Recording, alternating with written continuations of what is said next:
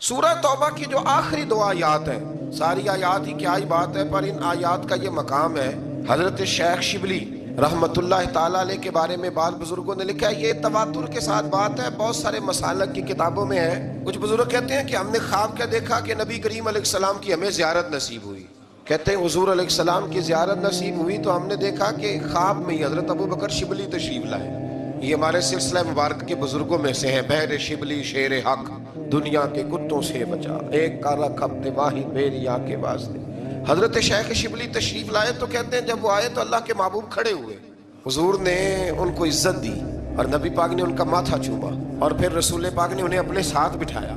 तो किसी ने हजरत शेख शिबली रहमतुल्लाह ताला अलैह से दरियाफ्त किया, बल्कि उसी दौरान ही किसी ने पूछा इतनी ज्यादा मोहब्बत, तो फरमाया जब भी ये मेरा जिक्र करता है ना तो सूरह तौबा की आखिरी दो आयतें भी पढ़ता है और मुझ पर 3 बार दरूद पाक भी पढ़ता है।